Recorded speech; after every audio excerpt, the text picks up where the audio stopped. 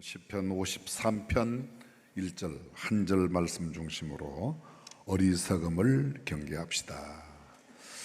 오늘 우리는 성경 본문을 읽었는데요. 시편에 보면 이 성경 본문 사이 53편 이렇게 하면 그 본문 사이에 조그마한 글씨로 표시가 되어 있습니다. 아마 화면에 나오게 될 터인데요. 다윗의 맞서길 인도자를 따라 마할랏에 맞춘 노래. 맞서길이 뭐죠? 맞서길. 맞서길로 표현되어 있는 시편이 꽤 여러 편 있습니다. 시편 84편, 시편 14편 등등. 이 맞서길이 뭔가 하면 교훈시, 명상시, 지혜의 시, 영적 교훈을 깨달은 것을 시나 노래로 표현할 때 그걸 갖다가 맞서길. 그리고 그 뒤에 나오는 말씀 보면 이렇게 연결되어 있습니다. 인도자를 따라 마할랏에 맞춘 노래. 인도자를 따라. 인도자는 두 개념이 있습니다. 예배를 드릴 때 사회를 하는 사회자, 찬양대를 지휘하는 지휘자. 그가 먼저 하면 모든 회중들이 함께 따라서, 다시 말하면 예배의 사회자나 예배를 인도하는 분, 찬양대를 지휘하는 분이 앞에 할 때 따라서 마할랏에, 이 말할랏 또는 마할랏 이렇게 표현하는데요. 이게 악기 이름을 나타내기도 하고, 이 원래 원어의 뜻은 히브리어 원어는 할랄이라고 해서 약해지다, 병들다, 고통당하다 이런 여러 가지 뜻이 있습니다. 슬프고 우울한 곡조, 고난의 노래로. 이렇게 마할랏이 붙여진 시는 대부분 굉장히 어둡고 무게가 나가고 그런 분위기가 있습니다. 다시 말하면 이 시편 53편 오늘 성경 본문의 말씀은 매우 이렇게 좀 침울한 분위기로 탄식을 담고 있는, 영어로 표현하면 히브루 블루스라고 해서 히브리인들의 노래할 때 흑인 영가처럼 부르는 노래가 있고 경쾌하게 부르는 노래가 있고 무겁게 부르는 노래가, 대부분의 장송곡 같은 것은 천천히 무게 있게 부릅니다. 그러나 어린이날 어린이를 위한 노래 같은 것은 매우 경쾌하게 부르는 거죠. 이 시는, 이 노래는 그렇게 무게 있게 부르다, 슬프고 우울한 곡조로 고난의 노래를 부르듯이 부르는 시가 바로 오늘 시편 53편입니다. 그 53편 본문 내용, 어리석은 자는 그 마음에 생각하기를, 그 마음에 이르기를 하나님이 없다 한다. 여러분, 어리석음이 뭐죠? 무엇이 어리석은가요? 어리석음의 의미가 뭐예요? 그냥 문자적인 어리석음, 사전적인 의미는 슬기롭지 못하다, 판단력이 부족하다, 사리나 이치를 제대로 분별하지 못하다, 합리적으로 생각하지 못한다, 합리적인 행동을 하지 못한다, 조금 모자란다, 우둔하다, 미숙하다, 완고하다, 올바른 판단을 내리는 능력이 없다, 여러 가지가 다 어리석음을 나타냅니다. 근데 오늘 본문은 말과 행동 이전에 이렇게 말하고 있습니다. 어리석은 자는 그 마음에 이르기를 뭐라고요? 하나님이 없다 한다. 잘 들어보세요. 그가 말하고 그가 행동하는 것보다도 더 먼저 그 마음속에 하나님을 두지 않은 사람, 그 사람은. 근데 이 어리석은 사람의 7가지 특징이 성경에 나타납니다. 똑똑하지 않은 사람이 아닙니다. 어리석은 사람은요, 오히려 너무 똑똑하고 너무 세상적으로 지혜로워서 하나님의 말씀 없이, 하나님의 말씀의 원칙과 원리를 부정하며 자기 방식으로, 자기 사고로, 자기 기준으로, 자기가 생각한 대로, 자기 계산으로 살아가는 사람입니다. 그 첫 번째 어리석은 사람의 특징이 뭔가 하면 지혜와 훈계를 멸시합니다. 잠언 1장 7절 말씀 함께 읽습니다. 여호와를 경외하는 것이 지식의 근본이오늘 미련한 자는 지혜와 훈계를 멸시하느니라. 그렇습니다. 이 어리석다는 성경의 원어가 구약 성경에 3개의 단어가 있습니다. 첫 번째 단어가 캐실이라는 단어인데요. 캐실. 다른 사람의 지식과 조언을 무시하고 자신이 아는 것만 고집하는 겁니다. 남들이 알고 있는 것은 별로 대수롭지 않게 생각해요. 가볍게 얘기합니다. 내가 아는 것은 대단하다고 생각하는 겁니다. 여러분, 간단한 예를 하나 들어보겠습니다. 사람들이 살아가면서 수학을 가장 자신 있게 생각할 때가 언제죠? 나 수학은 자신 있어. 수학은 언제든지. 언제야? 초등학교 1학년 들어가기 직전에서 초등학교 1학년 들어갈 때가 수학의 자신감이 제일 넘치답니다. 2 더하기 3은 엄마 나 수학 물어봐. 수학은 나 자신 있어. 그렇게 이야기합니다. 근데 중학교 가서 인수분해 하고 고등학교에 가서 복소수 벡터 미분적분 들어가면 수학이 어려워져요. 수학을 전공해서 수학 박사가 되고 정말 수학으로 풀 수 없는 난제가 있다. 이 사람 수학 엄청 그냥 평생 수학 공부만 한 사람이에요. 근데 수학은 못 풀리는 문제가 있다고 생각해요. 이 사람 수학 정말 많이 하는 사람이에요. 근데 그 사람은 뭐라고 그래요? 수학 어려워요. 못 푸는 게 있어. 이렇게 말해요. 근데 초등학교 1학년 막 들어간 사람은 3 더하기 3은 2 더하기 5는 엄마 나 수학 물어봐. 수학은 난 만점 자신 있어. 제일 자신감이 넘치는 거다. 제가 잘 안다고 생각하는 게 제일 유치할 때고 진짜 많이 아는 사람은 많이 할수록 뭐라고 그래요? 모르는 게 많다고 그러는 겁니다. 내가 아는 것만 진짜라고 생각한다. 이게 미련한 사람, 어리석은 사람. 그때 그 사람을 표현할 때 캐실이라는 단어를 쓰고 있습니다. 두 번째, 나발이라는 단어가 있습니다. 나발. 영적인 감각이 없는 사람입니다. 사무엘상 25장에 보면 다윗이 그의 부하들을 데리고 식량과 음료를 구합니다. 근데 그 지역에 살고 있는 나발이라는 사람이 있는데 사람 이름도 나발이고 이 어리석다는 말의 뜻도 나발입니다. 근데 다윗이 그 나발은 가지고 있는 논밭이 있고 가축도 있어서 당신이 내 부하에게 줄 식량도 주고 좀 물도 좀 달라, 음료를 좀 달라, 우유나 이런 걸 달라고 그랬더니 나발이 굉장히 다윗을 무시하면서 주지 않았습니다. 다윗이 마음이 상했습니다. 이건 나발 그냥 안 둘 거야. 그래서 군사를 동원해서 막 나발의 집으로 간다 그러는데 이 소식을 나발의 부인 아비가일이 들었습니다. 기억나세요? 예, 아비가일이 들었습니다. 얼른 그 아비가일이 식량과 그리고 음료를 준비해서 우유와 이런 것들을 준비해서 자기 집 하인들로 하여금 소년들로 하여금 다윗에게 보냈습니다. 그리고 다윗에게 나와서 간청하는 이야기가 오늘 본문에 지금 성경 화면에 나와 있습니다. 함께 읽어보겠습니다. 원하옵나니 내 주는 이 불량한 사람 나발을 개의치 마옵소서. 그의 이름이 그에게 적당하니 그의 이름이 나발이라. 그는 미련한 자니이다. 여종은 내 주께서 보내신 소년들을 보지 못하였나이다. 내 주여, 다윗에게 아비가일이 한 말입니다. 내가 소년을 보냈습니다. 식량도 보내고 마실 것도 보냈습니다. 우리 쉬운 말로 말하면 내 남편 이 이름이 나발인데 그 사람 미련하다는 뜻을 가진 그 이름이 글만 사람입니다. 그 사람에게 그렇게 그 이름이 그 사람한테 적당합니다. 그 사람 이름처럼 미련합니다. 그 신경 쓰지 마십시오. 주인님, 다윗에게 지금 이렇게 얘기합니다. 불량한 사람 나발을 개지. 아비가일의 지혜 때문에 나발도 생명을 구하고 그 모든 재산이 보호를 받습니다. 여기 그 사람 이름 나발, 그게 바로 어리석다, 미련하다 그런 뜻입니다. 세 번째, 이 어리석음의 뜻이 에윌이라는 단어가 있습니다. 행동이 교만하고 난폭하여 강팍한 사람을 뜻합니다. 잠언 10장 21절에 잠언에만 이 단어가 19번 나오고요. 그 이후에 다른 성경에도 7번이나 나와서 굉장히 여러 번 나옵니다. 지혜라는 단어가 가장 많이, 잠언서에만 지혜라는 단어가 100번 이상 나옵니다. 신구약 성경 전체에 지혜라는 단어가 모두 434번 등장하는데 잠언 한 권에만 100번 이상 나옵니다. 지혜라는 단어가 가장 많이, 지혜로운 그 단어를 가장 많이 쓴 사람이 두 사람이 있습니다. 요셉과 다니엘입니다.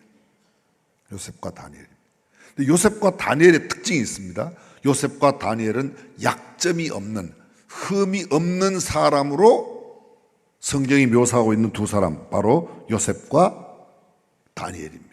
그 사람들 지혜로운 사람입니다. 그 사람 성경이 말하는, 그렇지 않은 사람, 어리석은 사람, 방금 말씀드린 것처럼 캐실, 남의 조언을 무시하는 사람, 나발, 미련한 사람, 어리석은 사람, 에윌, 행동이 교만하고 난폭하고 강팍한 마음을 가지고 있는 사람입니다.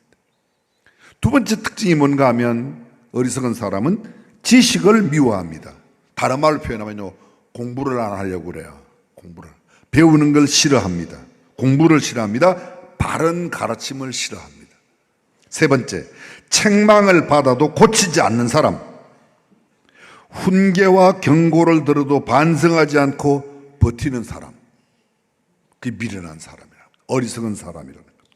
네 번째, 입이 경솔한 사람, 생각하기도 전에 말을 쏟아내어 갈등을 조장하는 사람. 입 싼 사람, 말 많은 사람, 그게 미련한 사람이에요. 어리석은 사람입니다. 다섯 번째, 분노와 교만이 빠릅니다. 작은 일에도 화를 잘 내고 자기 의의를 내었습니다. 내가 조금 한 것, 내가 조금 무슨 조언을 했다 그러면 엄청 자랑하고 남이 한 것은 가볍게 여깁니다. 화를 잘 냅니다. 지난주에 함께 욱 하는 마음, 분을 잘 내고 화를 잘 냅니다. 여섯 번째, 부모의 훈계를 업신여기고 가정에서의 권위나 가정에서의 가르침을 무시합니다. 남편, 아내, 부부 사이에도, 부모와 자녀 사이에도. 마지막 일곱 번째, 다툼과 죄를 즐깁니다. 다투기를 잘합니다. 남들과 잘 싸워요. 그 사람이 미련한 사람이고 지혜로운 사람은 그 반대라는 거죠. 성경은 지혜와 어리석음을 아주 선명하게 대비시킵니다. 특히 잠언에서 지혜는 단순한 정보가 아니라 경청하고 절제하고 훈련하고 하나님 중심으로 살아가는 사람, 말씀 중심으로 살아가는 사람을 지혜로운 사람이에요. 반대로 어리석은 사람은 고집이 셉니다. 성급합니다. 자기 확신에 너무 차 있습니다. 훈계와 교훈을 거부합니다. 잠언의 핵심은 지혜는 하나님을 경외하며 배움과 분별로 살아가는 삶이고, 어리석은 사람은 그 반대로 자기 확신과 욕망에 따라서 무너지는 길을 걸어간다고 말하고 있습니다. 지혜는 영화를 경외하는 삶이고, 어리석음은 그 경외를 거부하고 하나님을 거부하고 하나님의 말씀을 저버리는 사람, 그 사람입니다. 자, 다시 한번 보겠습니다. 잠언 1장 7절 말씀 함께 봅니다. 여호와를 경외하는 것이 지식의 근본이오늘 미련한 자는 지혜와 훈계를. 지혜로운 사람의 가장 출발이 뭐예요? 여호와를 경외한다, 하나님을 인정한다, 그 말씀. 잠언 3장 5절 6절 말씀 또 봅니다. 너는 마음을 다하여 여호와를 신뢰하고 내 명철을 의지하지 말라. 너는 범사의 것을 인정하라. 그리하면 내 길을 지도하시라.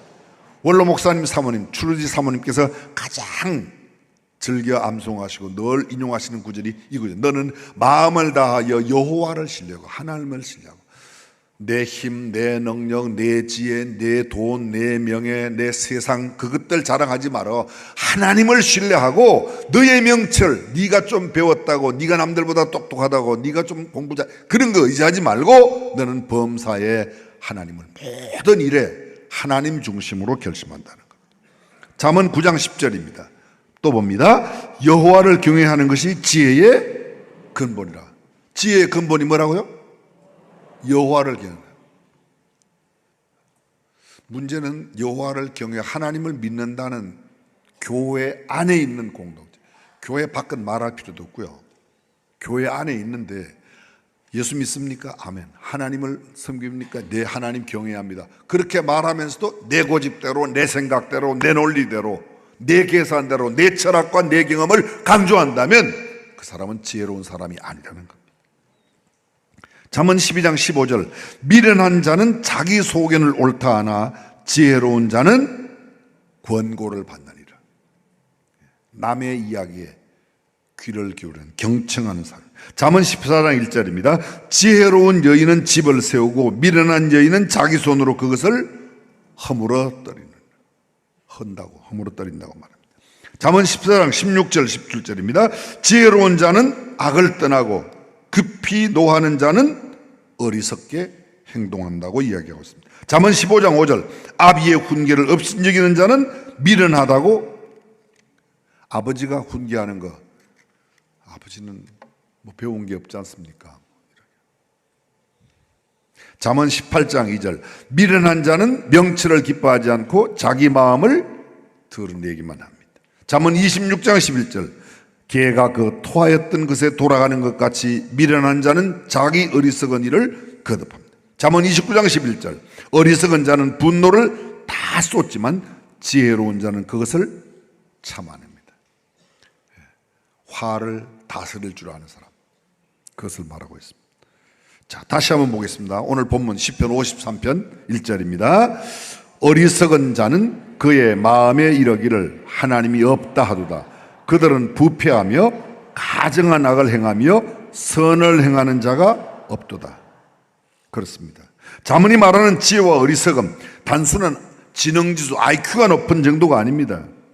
IQ가 뭐 높고 낮고 좋고 안 좋고가 아니라 하나님과의 관계가 어떠한가, 그의 도덕의식이나 윤리의식이 하나님의 말씀 중심으로 서 있는가, 한 걸음 더 나가서 그의 모든 행동 자체가 하나님의 말씀 가운데 합당한가 합당하지 않은가가 지혜로움과 어리석음의 결정적인 차이라는 것입니다. 성경에 나타난 지혜로운 자와 어리석은 자, 근본적인 태도가 다릅니다. 잠언은 말하고 있습니다. 뭐라고요? 하나님을 경외하느냐, 경외하지 않느냐. 하나님을 경외하는 사람은 나를 지혜롭게 생각하지 않습니다. 하나님을 경외하지 않는 사람은 내가 지혜롭다고 교만한 사람입니다. 지혜가 가장 눈에 띄게 드러나는 영역, 바로 말과 행동이죠. 지혜로운 자, 말하기 전에 먼저 생각합니다. 말을 아낄 줄 압니다. 그의 말은 상처받은 마음을 치료해주고 분노를 가라앉히고 공동체의 생명을 불어넣습니다. 어떤 사람 오면, 제가 신학교 다닐 때 알고 있던 제 친구, 지금 아주 굉장히 훌륭한 목사님이 되셨고요, 신학교에서 은퇴를 하셨는데, 그 친구는 저랑 4년 동안 기숙사에 같이 있으면서 한 번도 남 비방하고 욕하는 이야기를 들어보질 않았어요. 누가 비방하는 이야기 있으면 슬그머니 피해요. 저절로 이렇게 만나면 친구이지만 동료이지만 고개가 숙여집니다. 근데 굉장히 분위기가 좋다가도 어떤 사람만 나타나면 분위기가 깨지는 사람이 있어요. 그렇죠? 나만 가면 분위기가 험악해져요. 얼굴이 붉어지고. 그 어리석은 사람이라서. 상당히 내가 똑똑해서 나의 똑똑한 대로 안 되는 것 때문에 분위기를 망친다. 그 사람이 어리석은 사람이다. 내가 똑똑한 게 아니고 어리석은, 그 사람들이 바보 같아서 그런 게 아니고 내가 어리석은 사람이어서 그렇다. 잠언 16장 23절입니다. 지혜로운 자의 마음은 그의 입을 슬기롭게 하고 그의 입술에 지식을 더하느니라고 말하고 있습니다. 잠언 10장 19절에 말이 많으면 허물이 면하기 어려우나 그 입술을 제어하는 자는 지혜가 있느니라. 잠언 15장 1절 유순한 대답은 분노를 쉬게 하여도 과격한 말은 노를 격동하느니라. 저와 여러분들의 말 때문에 내 주변에 있는 사람들이 화를 많이 낸다. 내 말에 문제가 있다. 어리석은 사람, 생각이 떠오르는 대로 즉시 뱉어냅니다. 말로 인해 스스로 함정에 빠집니다. 남을 헐뜯는 일, 험담하고 비방하고 다툼을 일으킵니다. 미련함과 어리석음을 사방에 쏘아놓아서 일을 저지릅니다. 미련한 자의 입은 그의 멸망이 되고 그의 입술은 그의 영혼의 그물이 된다. 잠언 19장 11절 노하기를 더디하는 것이 사람의 슬기요 허물을 용서하는 것이 자기의 영광이니라. 전도서 4장 14절입니다. 가난하여도, 함께 읽어보겠습니다. 함께 읽습니다. 가난하여도 지혜로운 젊은이가 늙고 둔하여 경고를 더 받을 줄 모르는 왕보다. 가난한 젊은이 지혜로우면 남의 이야기 잘 안 듣는 왕보다 낫다는 겁니다. 그걸 반대로 설명하면 가난한 젊은이에 비해서 왕은 부유한 왕이에요. 가난한 젊은이는 어린아이라고 말한다면 부유한 왕은 늙은데 남의 이야기를 안 듣는 사람, 남의 얘기를 잘 안 듣는 사람, 스스로 물으냐, 내가 남의 이야기를 잘 안 듣는가, 아니면 내 말대로 하려고 자꾸 애를 쓰는가. 내 말대로 하려고 애를 쓰고 남의 말 잘 안 듣는 사람, 미련한 사람입니다. 내 말을 듣게 하고 남의 이야기를 듣고 거기에서 지혜를 얻는 사람, 그 사람은 지혜로운 사람입니다. 첫 번째, 하나님을 경외하는가. 두 번째, 그거 어떤 말. 세 번째, 감정 조절과 대인관계.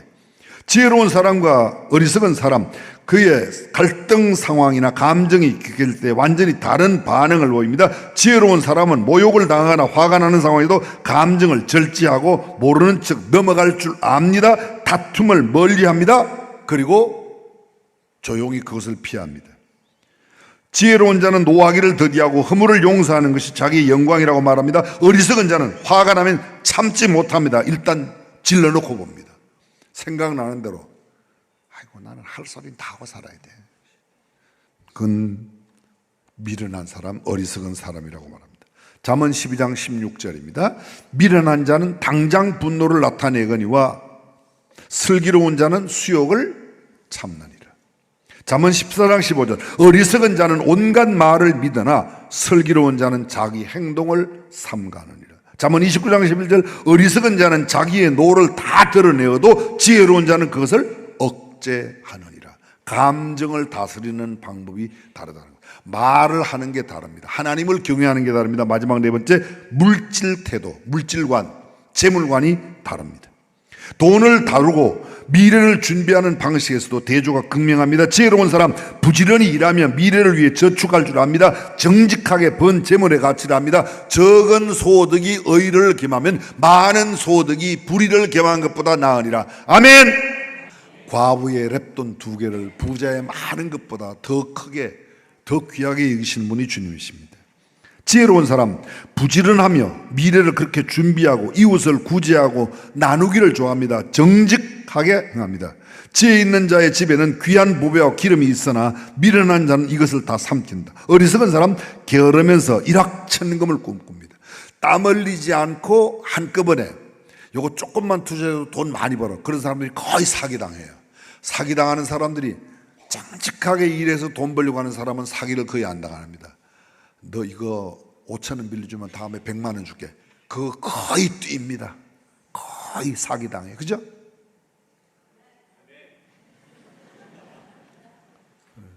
그러니까 대답이 이렇게 시원찮으니까 자꾸 사기를 당하는 거죠.